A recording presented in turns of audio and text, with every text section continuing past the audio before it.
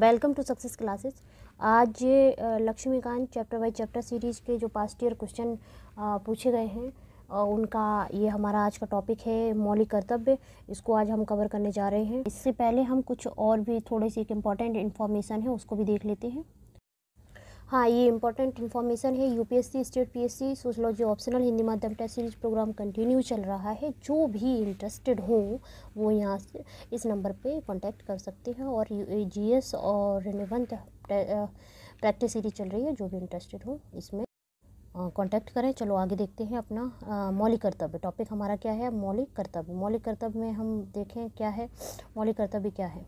तो मौलिक कर्तव्य के बारे में भाग 4 का में अनुच्छेद 51 का जोड़ा गया है, जो कि कब जोड़ा गया है? 42nd अमेंडमेंट 1976 में मौलिक कर्तव्यों को संविधान में शामिल किया गया था। ठीक है, और इनको किसकी समिति के आधार पर, किसकी सिफारिश के आधार पर? सरदार स्वर्ण सिंह समिति के आधार पर। इसको बहुत इंपॉर्टेंट है, इन चीज़ों को बिल्कुल याद रखना है।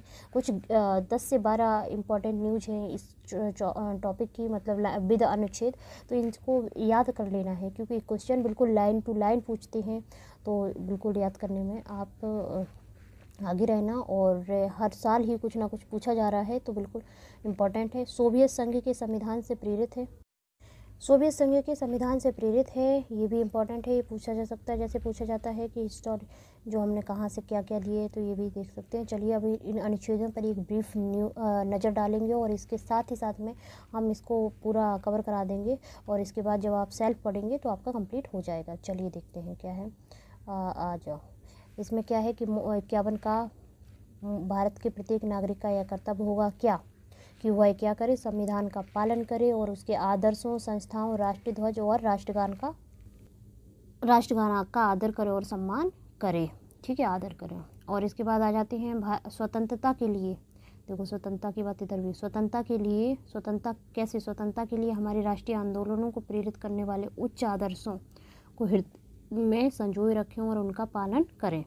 ठीक है, तो जो स्वतंत्रता के समय पे राष्ट्रीय आंदोलनों को प्रेरित करने वाले उच्च आदर्श थे उनको हृदय में संजोए रखें और उनका पालन करें। तो कन्फ्यूजन मत कर लेना, जो स्वतंत्रता की बात हो रही है किस में बात हो रही है? मौलिक अधिकारों में बात हो रही है और प्रस्तावना में, तो उससे कन्फ्यूज ना होना, इसलिए देखना। इसके बाद आगे है, आगे क्या है? भारत की प्रभुता, एकता और अखंडता की रक्षा करें और अक्षुण्ण रखें। ये लाइन ऐसी ही पूछी गई है। आगे क्वेश्चन जब हम देखेंगे तो इसको करेंगे। देश की रक्षा करें और राष्ट्र आह्वान किए जाने पर राष्ट्र की सेवा करें। आगे देखो, भारत के सभी लोगों में क्या हो? समान भ्रातृत्व की बात हो। तो समरसता और समान भ्रातृत्व की बात प्रस्तावना में भी की जाती है। निर्माण करें जो धर्म, भाषा और प्रदेश या वर्ग पर आधारित सभी वर्गों से भेदभाव से परे हों, ऐसी प्रथाओं का त्याग करें जो क्या हों?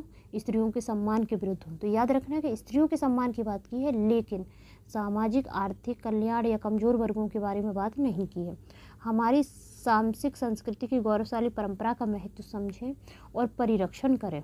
प्राकृतिक पर्यावरण की, जिसके अंतर्गत वन, झील, नदी, वन्य जीव रक्षा करें और उसका संवर्धन करें। प्राणी मात्र के प्रति दया भाव रखें, ये भी इम्पोर्टेंट है। वैज्ञानिक दृष्टिकोण, मानववाद, ज्ञानार्जन तथा सुधार की भावना का विकास करें। पूछा गया है। सार्वजनिक संपत्ति को सुरक्षित रखें और हिंसा से दूर रहें। व्यक्तिगत और सामूहिक गतिविधियों में के सभी क्षेत्रों में उत्कर्ष का सतत प्रयास करें, जिससे राष्ट्र क्या हो? निरंतर बढ़ती हुई प्रयत्न और उपलब्धि की नई ऊंचाइयों को छुए। ये भी पूछा गया। यदि माता पिता या संरक्षक 6 वर्ष से 14 वर्ष तक की आयु वाले अपनी यथास्थिति बालक या प्रतिपाल के लिए शिक्षा का अवसर प्रदान करें। ये बाद में जोड़ा गया 86 अमेंडमेंट और 2002 के संविधान संशोधन माध्यम के आधार पर इसको जोड़ा गया। तो आज हमारे पास कितने मौलिक कर्तव्य हैं? 11 हैं। जब 42वें संविधान संशोधन 1976 के द्वारा कितने जोड़े गए थे? 10 जोड़े गए थे। ठीक है, तो बस शुरू करते हैं मौलिक क्वेश्चन। पहला क्वेश्चन क्या है? निम्न कथनों में से कौन सा भारतीय नागरिकों के मूल कर्तव्य के विषय में सही है? इन कर्तव्यों को प्रवर्तित करने के लिए विधायी प्रक्रिया दी गई है। ये विधिक कर्तव्यों के साथ परस्पर संबंधित है।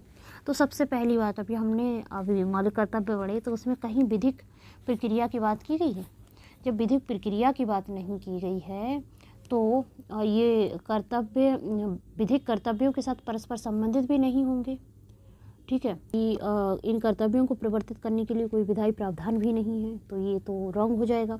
और ये कर्तव्य विधिक कर्तव्यों के साथ परस्पर संबंधित भी नहीं है, क्योंकि जब विधायी प्रक्रिया की बात ही नहीं है तो विधिक कर्तव्यों के साथ परस्पर संबंधित कैसे हो सकते हैं। तो ये दोनों ऑप्शन क्या हो जाएंगे, हमारे रॉन्ग हो जाएंगे। थोड़ा सा तर्क का यूज करना था और ये इस आंसर की तरफ हम चले जाते। अगर हम ये इतना सा ही देखते हैं कि ये वादयोग नहीं है, सरकार इसको लागू नहीं करा सकती, तो ये दोनों ऑप्शन की तरफ हम पहुंच जाते हैं और हमारा आंसर जो है वो सही हो जाता है। जब दोनों सही नहीं है तो ऑप्शन देखो, ये ना तो एक ना तो दो, बिल्कुल सही है, डी ऑप्शन हमारे पास है, इसलिए आंसर हमारा डी हो गया। चलिए आगे देखते हैं। और भारतीय संविधान द्वारा प्रदत्त नागरिकों के मूल कर्तव्यों में निम्नलिखित में से क्या है। चलिए, मिश्रित संस्कृति की समृद्ध विरासत, सामाजिक अन्याय से कमजोर वर्गों की रक्षा, वैज्ञानिक मनोदशा और खोज की भावना का विकास, व्यक्तिगत और सामूहिक कार्यकलापों के सभी क्षेत्रों की उत्कृष्टता के लिए प्रयत्न। तो मिश्रित संस्कृति की समृद्ध विरासत, हाँ हमने अभी देखा है इस क्वेश्चन जब हम पढ़ रहे थे तो देखा है कि किस तरह से बात की जा रही है संस्कृति की गौरवशाली परंपरा का महत्व समझने और उसका परिरक्षण करने की। सामाजिक अन्याय से कमजोर वर्गों की रक्षा, जब हम बता रहे थे कि इसमें स्त्रियों के सम्मान के विरुद्ध, वहाँ कमजोर वर्गों का उल्लेख नहीं किया गया, तो ये हमारा रॉन्ग हो जाएगा। वैज्ञानिक मनोदशा और खोज की भावना का विकास, ये सही है।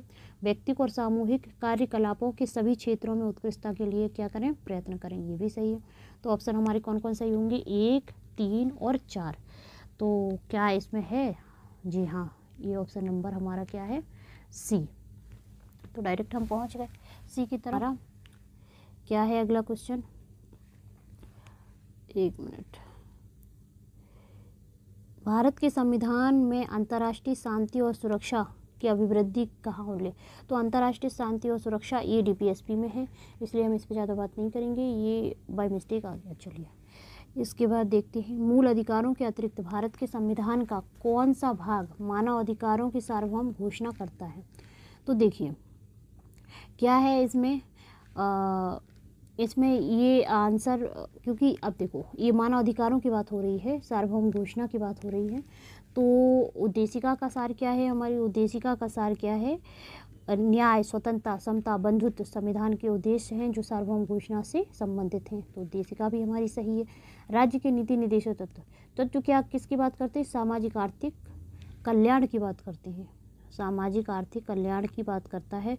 और किसके लिए, ये मानव के, इसका जो संक्षिप्त रूप से लाइन तो नहीं लिखी है कि मानवों के लिए सामाजिक आर्थिक कल्याण की बात कर रहा है, तो ये क्या है, संक्षिप्त में यही है, किसके कल्याण की बात कर रहा है। राज्य अगर कल्याण की बात करता है तो सामाजिक आर्थिक कल्याण तो किसके, मानवों के। मूल कर्तव्य की बात करें तो मूल कर्तव्य के प्रावधान मानव अधिकार से संबंधित हैं, प्रेरित हैं और उसमें प्रतिबिंबित होते हैं मूल कर्तव्य हमारे। तो इसका आंसर हमारा क्या होगा, तीनों सही हैं, तो 1, 2, 3 तीनों होंगे, तो डी ऑप्शन हमारा सही हो जाएगा। चलो अब आगे बढ़ते हैं। अगला क्वेश्चन है, भारतीय संविधान द्वारा प्रदत्त नागरिकों के मूल कर्तव्यों में निम्नलिखित में से क्या सही है, में से क्या है, मिश्रित संस्कृति की समृद्ध विरासत की रक्षा, सामाजिक अन्याय से कमजोर वर्गों की रक्षा, फिर से वही बात आ गई, रिपीट हो गया है, वैज्ञानिक मनोदशा और खोज की भावना का विकास करें, व्यक्तिगत और सामूहिक कार्यकलापों के सभी क्षेत्रों में उत्कृष्टता के लिए प्रयत्न करें। और 1, 2 और 4 आंसर हमारा इसमें, तो ये क्या है कि ये पहला भी सही है, ठीक है, ऑप्शन नंबर 1 और 2, क्योंकि ये अधिकारों की बात कर रहा है, कमज़ोर वर्गों के बारे में कहीं भी मौलिक कर्तव्यों में उल्लेखित नहीं किया गया, महिलाओं के बारे में उल्लेख किया गया है। वैज्ञानिक मनोदशा और खोज की भावना का विकास, व्यक्तिगत और सामूहिक कार्यकलापों के सभी क्षेत्रों में उत्कृष्टता, तो 1, 3 और 4 सही है, तो ऑप्शन नंबर सी हमारा सही होगा। चलिए अब आगे देखते हैं, आगे क्वेश्चन है हमारा, भारत के संदर्भ में निम्नलिखित में से कौन सा अधिकार और कर्तव्यों के बीच सही संबंध है। तो अधिकार और कर्तव्यों के बीच अगर देखते हैं तो अधिकार कर्तव्यों के साथ सह संबंधित है। चलिए ये तो हमें पहली नज़र में समझ में आ रहा है कि कर्तव्य और अधिकार एक साथ चलते हैं, तो ये सही होगा, लेकिन चलो आगे देखते हैं। अधिकार व्यक्तिगत हैं, अतः समाज और कर्तव्यों से क्या है, स्वतंत्र है, ठीक है। नागरिक के व्यक्तित्व के विकास के लिए अधिकार महत्वपूर्ण है, ना कि कर्तव्य। राज्य के स्थायित्व के लिए कर्तव्य महत्वपूर्ण है, ना कि अधिकार। देखो अब ऑप्शन देखते हैं, राज्य के स्थायित्व के लिए इम्पोर्टेंट क्या होते हैं, कर्तव्य के अधिकार, तो अधिकार होते हैं, और कर्तव्य महत्वपूर्ण है ना कि अधिकार, ये अपने आप में ये गलत हो जाता है। तो डी आंसर हमारा क्या हुआ, और डी ये रॉन्ग हो गया, तो डी ऑप्शन हमारा रॉन्ग हुआ। इसके बाद सी की तरफ जाएं तो नागरिक के व्यक्तित्व के विकास के लिए अधिकार महत्वपूर्ण है, ना कि कर्तव्य। ठीक है, तो ये भी गलत हो गया कि अधिकार महत्वपूर्ण है ना कि कर्तव्य। व्यक्तित्व के विकास के लिए अधिकार भी महत्वपूर्ण है, कर्तव्य भी महत्वपूर्ण है। तो याद रखना है कि ये दोनों ही सही होंगे, तो ये रॉन्ग हो गया। वी, व्यक्तिगत अधिकार कर्तव्यों के साथ सह संबंधित है। ऑप्शन हमारा क्या है, ए सही है। ठीक है, अधिकार कर्तव्यों के साथ सह संबंधित है। हाँ, मौलिक जो कर्तव्य है उसके लिए भले ही हम न्यायालय में नहीं जा सकते हैं और ना ही हम प्रशासन के द्वारा इसको लागू करा सकते हैं, लेकिन अधिकार और कर्तव्य एक दूसरे के सह संबंधी होते हैं। चलिए आगे अगला क्वेश्चन है, भारत का प्रभुता, एकता और अखंडता की रक्षा करें। ये जो हम अभी जब हम बता रहे थे तो उसमें देखा था कि लाइन टू लाइन कैसे दिया है। तो रक्षा करें तो किस में है, संविधान के उद्देश्य का में, राज्य की नीति निर्देशक तथ्यों में, मूल अधिकार या मूल कर्तव्य। तो अभी हमने तो पढ़ ही लिया है इसको, तो मूल कर्तव्य होगा, इसमें तो दिमाग लगाने की बिल्कुल भी ज़रूरत नहीं है, ये हमारा सही है। और ये हमारा टॉपिक ख़त्म हो गया। तो याद रखना है कि इसके टॉपिक के एक तो याद रखनी है कि लाइन बाय लाइन चीज़ों को, और थोड़ा सा जो भी ये होता है ना कि कन्फ्यूजन इसलिए हो जाता कि मौलिक अधिकार भी यही कह रहा होता, मौलिक कर्तव्य भी यही कह रहा होता, राज्य की नीति निर्देशक तत्व भी यही कह रहे थे, प्रस्तावना क्या होती, एक ही शब्दों का थोड़ा सा इधर उधर ये जो कन्फ्यूजन क्रिएट कर देता है कि अखंडता, एकता और इसकी बात हो रही है, प्रस्तावना में भी जैसी होती है, लेकिन उसकी टर्मिनोलॉजी क्या है, उसका प्रस्तावना में रहने का उद्देश्य क्या था, और मौलिक कर्तव्यों में अगर इसे मेंशन किया गया तो उसका उद्देश्य क्या है। तो उन सब चीज़ों को अगर समझना है, थोड़ा सा ही अगर आप इस पर फोकस करके देखते हैं तो ये टॉपिक आपके कंप्लीट